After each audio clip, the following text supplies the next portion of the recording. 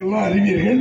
தொடர்ந்து 20ஆம் தேதியிலிருந்து நடைபெறுகிற விஷ சாராயத்தினுடைய கொடுமையை டிவி மூலமாக, பத்திரிகை மூலமாக இந்த ஆட்சி எவ்வளவு கேவலமாக நடந்து கொண்டிருக்கிறது என்பதை தினசரி பார்த்துக்கிட்டு இருக்கீங்க. இன்னைக்கு நான் வரும்போது டிவியில் பார்த்தேன், இன்றைய மக்கள் உயிரிழந்திருப்பது 64 பேர் என்று செய்தி போட்டிருக்கிறார்கள். வருந்தத்தக்க இந்த நிகழ்ச்சி, அதை சொல்வதற்கு நாங்கள் கண்ணீர் வடிக்கிறோம். இப்படி நம்முடைய ஒன்றும் தெரியாத அப்பாவிகள் இந்த விஷத்தாராயத்தை சிம்பாண்டு 64 பேர் இன்றைக்கு வரைக்கும் இப்பொழுது அரை மணி நேரத்துக்கு முன்பாக வந்திருக்கிற தகவல்படி இறந்திருக்கிறார்கள். இன்னும் 86 பேருக்கு உயிர் ஊசலாடிக்கிட்டு இருக்கு. பாண்டிச்சேரியில் ஜிப்மர் மருத்துவமனை, நம்முடைய சேலம் மருத்துவமனை, நம்முடைய செங்கல்பட்டு, விழுப்புரம், அத்தனை மருத்துவமனையிலும் மக்கள் போராடி கொண்டிருக்கிறார்கள்.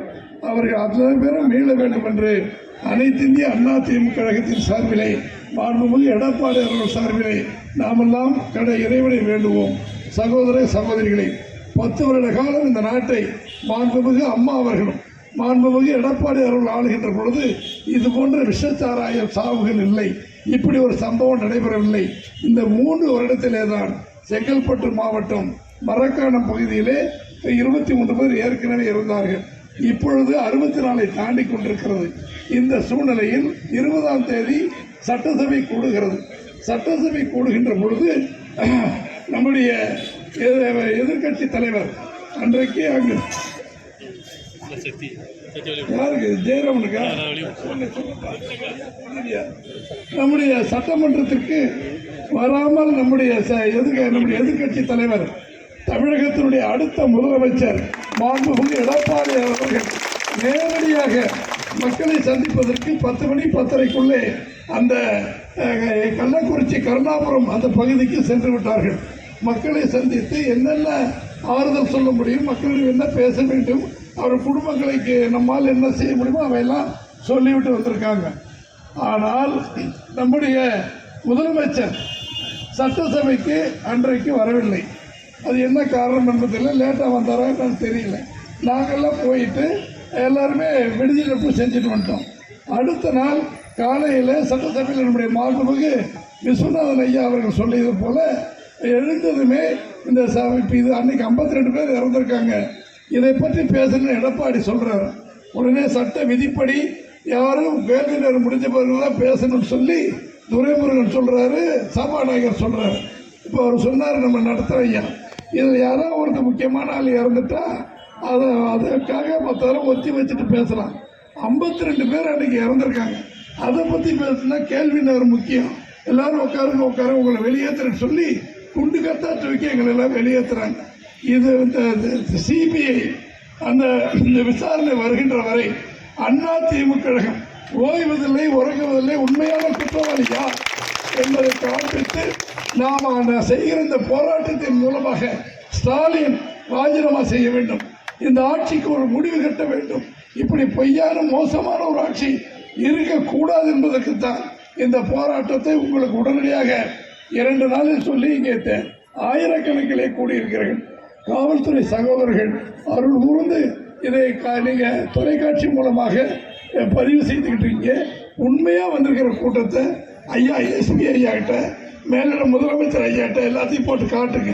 10 மணிக்கு இந்த வெயிலில் கொண்டாடி பிள்ளையை விட்டுட்டு பிள்ளைங்கள்லாம் டீசல் போட்டு எப்படி வந்து இறங்கியிருக்காங்கன்னு பாருங்கள்.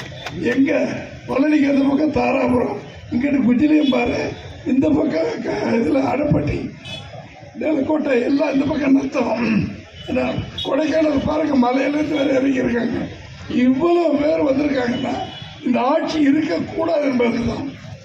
நீங்கள் சொல்லுவீங்க ஓட்டு 40 பேர் ஜெயிச்சிட்டாங்க, எப்படி ஜெயிச்சாங்கன்னு உங்களுக்கு தெரியும். இங்கே ஓட்டு போட்ட நமக்கு எவ்வளோ பணம் கொடுத்தாங்கன்னு உங்களுக்கு தெரியும். இதே மாதிரி தான் தமிழ்நாடு முழுவதும் நம்ம இங்கே தமிழ்நாட்டுக்கு இந்தியாவுக்காக போராடுவோம் சொன்னோம். அதனால் நமக்கு பின்னடைவு ஏற்பட்டிருக்கு. ஆனால் வெற்றி வாய்ப்பை நம்ம எடுத்தோமே தவிர அனைத்து இந்திய அண்ணா திமுக கழகம் 1% அதிகமான வாக்குகளை பெற்று சரித்திரத்தில் இடம்பெற்றிருக்கிறது. இதுதான் இன்றைய நிலை. இன்னைக்கு எல்லாரும் சொல்லுவாங்க, விக்கிரவாண்டி நாம் நிற்கலையே, நின்று இருக்கணும்னு சொல்லுவாங்க. நீங்கள் புரிஞ்சுக்கணும், அங்கே நம்முடைய ஈரோட்டில் எல்லாத்தையும் ஆயிரக்கணக்கான மக்களை தெருக்களில் கொண்டு போய் வீட்டில் உட்கார வச்சு அந்த சாமியானை போட்டு மொத்தம் ஒரு நாளைக்கு 1000 ரூபாய் 3 நேரம் சாப்பாடு எல்லாத்தையும் கொடுத்து வச்சு யாரையும் வெளியே விடாம ஒரு ஓட்டுக்கு 20,000 ரூபாய் கொடுத்து சூழ்நிலை உருவாக்கி அங்கே வெற்றி வாய்ப்பு பண்ணாங்க. ஆளுங்கட்சியில இடத்தில் நடந்த ஆளுங்கட்சி தான் வெற்றி பெறும் என்பதனால் இது பாராஜக ஆட்சி என்பதனால் மக்களை காட்டுவதற்காக இவைகளை கண்டிக்க என்பதற்காகத்தான் விக்கிரவாண்டி தேர்தலில் அதிமுக கழகம் போட்டியிடவில்லை. அதிமுக கழகம் அங்கே நின்றால் நிச்சயமாக அங்கே ஸ்டாலினுக்கு ஒரு ஓய்வில்லாத ஒரு சூழ்நிலை ஏற்படும். அதற்காகத்தான் அது போட்டி போடவில்லை. அது ஒன்று. இன்னைக்கு இந்த சம்பவம் 20ஆம் தேதி நடக்குது. 19/3 சட்டசபையில் அந்த கள்ளக்குறிச்சி எம்எல்ஏ அதிமுக எம்எல்ஏ செந்தில்வேல் அவர் கவன ஈர்ப்பு தீர்மானம் சட்டசபையில் கொடுக்குறார். அதில் முன்மொழிவது நமது எடப்பாடி பழனிசாமி அவர்கள் நத்தம் விஸ்வநாதன் நாங்களாம் கையெழுத்து போட்டு கவன ஈர்ப்பு தீர்மானம் ஒரு 3 மாதத்துக்கு முந்தைய கள்ளச்சாரை 6 ஓடுது, கள்ளக்குறிச்சியில் நடவடிக்கை எடுக்கணும். அதுக்கு எடுக்கவே இல்லை. அந்த Senthilkumar MLA Kallakurichi SP collector அவ்வளோ பேர்த்து சொல்கிறார், யாரும் எடுக்கவே இல்லை. ஆனால் விற்கிறது யாருன்னா அங்கே இருக்கிற திமுக தலைவர்கள் மாவட்ட செயலாளர் இருக்கிறவங்க தான் எல்லாமே செய்கிறாங்க. அந்த ஊருக்கு மேலே கல்வராயன் மலை நம்ம சிறுமலை மாதிரி அங்கே இருக்கு. நான் வனத்துறை அமைச்சராக இருக்கும்போது அந்த மலைக்கு போனேன். எங்கே பார்த்தாலும் அடுப்பு எரியுது. என்னடான்னு கேட்டால் சாராய காய்ச்சுறாங்க. என்னப்பா உங்கள் ஊர் எம்எல்ஏ உதயசூரியன் இருக்காரு, இதெல்லாம் பார்த்துக்க மாட்டாருன்னா அவர் தயவு இல்லாமல் நாங்கள் நடத்துவோமா? அவர் தான் எங்களுக்கு கடவுள், எல்லாம் காப்பாற்றுறாங்க. அதைத்தான் இப்பொழுது சட்டமன்றத்தில் ஒவ்வொரு இடத்துல சொல்கிறாங்க, வழக்கு போடுவோம்ன்றாங்க. போட்டுக்க. ஆனால் இன்றைக்கு நேற்றைக்கு நீ டிவியை பார்க்கும்போது 15,000 லிட்டர் கள்ளச்சாராயத்தை கல்வராயன் மலை கள்ளக்குறிச்சியில் அழித்ததாக டிவியில் ஊத்துறாங்க கீழே. ஐயா பார்த்தீங்களா? டிவியில் எல்லாரும் பார்த்தீங்களா? எல்லா மலையிலும் அதை உதாரணத்தை சொல்கிறேன். இப்போ நம்ம ஒவ்வொரு இது சரி, ஸ்டாலின் நான் இரும்பு கடை போட்டு கொடுக்குவேன் எங்கள் பதிலுக்கு பயந்து கொண்டுதான் அதிமுக வெளிநடப்பு செய்திருக்கிறார். சபை 10 மணிக்கு ஆரம்பிக்குது. 10 மணிக்கு எழுந்திரிச்சு நாங்கள் சத்தம் போட்டு இதை அராஜகம் சொல்லிட்டு எடப்பாடி தலைமையில் வெளியில் வரோம். அதுக்கு பின்னால் 1/2 மணி நேரம் கழிச்சு ஸ்டாலின் வர்ற சபையில் அவர் பேசுறதை பார்த்து நாங்கள் பயந்துக்கிட்டு விடுறோமா? எதுக்கையா நாங்கள் பயப்படுறோம்? எங்களுக்கு என்ன தேவை? நீ எப்படி இப்போ 40 இடம் பிடிச்சியோ அதே வித்தையை கையாண்டு 26 தமிழகத்தின் முதலமைச்சராக எடப்பாடியை கொண்டு வருகின்றவரை எங்களுக்கு ஓய்வு கிடையாது. நீ எடுத்துக்கிட்டு இருக்க உனக்கு தான் அந்த வித்தை தெரியல. இப்போ என்ன வந்தா என்ன, எங்களுக்கு போனா என்ன அப்படின்னாக்க நான் நாடாளுமன்றத்தில் கடமையாக ஆடிட்டோம். அதுக்கு பணம் வெற்றி பெற்றிருக்கிற தவிர ஜனநாயக வெற்றி பெறவில்லை. ஒன்று நீங்கள் புரிஞ்சுக்கணும். அருமை தம்பி நம்முடைய பரமசிவம் அவர்கள் பேசுகின்ற பொழுது அந்த மெத்தனால் என்ற மருந்தை விஷத்தை அழிப்பதற்கு மருந்து வேண்டும். அந்த மருந்து அங்கே இல்லைன்னு சொல்லிட்டான் டாக்டர். அதுக்கு பின்னால எடப்பாடியார் 10:30 மணிக்கு போய் 11 மணிக்கு கேட்கும்போது எங்கேயும் அந்த மருந்துன்னு கேட்டால் கூடவே விஜயபாஸ்கர் நம்முடைய முன்னாள் ஹெல்த் அமைச்சர் கூட போறார். கேட்கும்போது சார் ஸ்டாக் இல்லைன்றான்.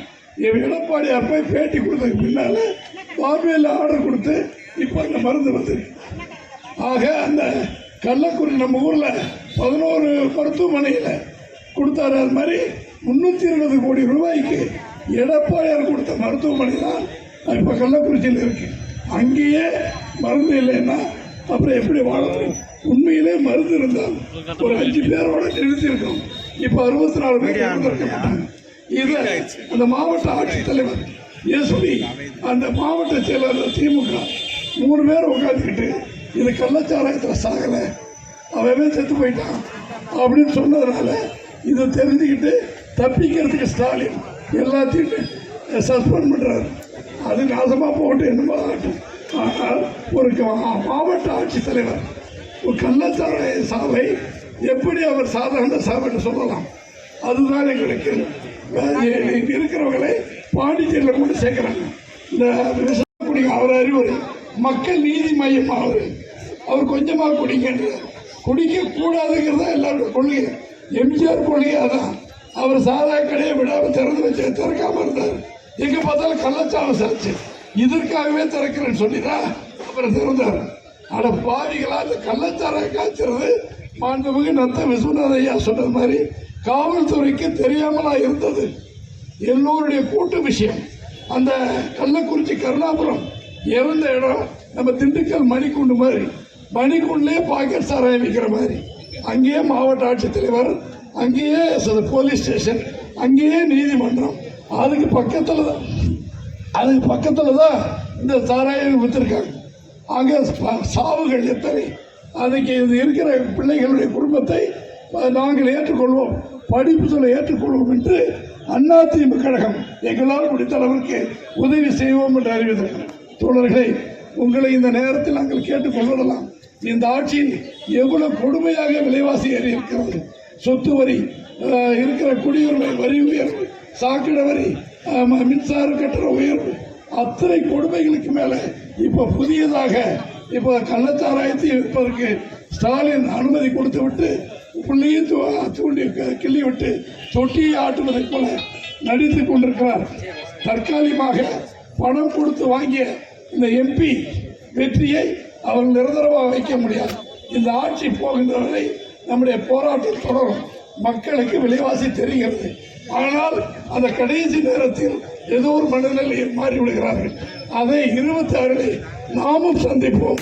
நிச்சயமாக எடப்பாடி அவர்கள் வெற்றி பெற நாம் செய்து தமிழகத்தின் முதலமைச்சராகி அனைத்து இந்த அதிமுக கழகத்தில் பொன்னான ஆட்சி வருகிறவர்களுக்கு நீங்கள் எல்லோரும் ஒத்துழைக்க வேண்டும்.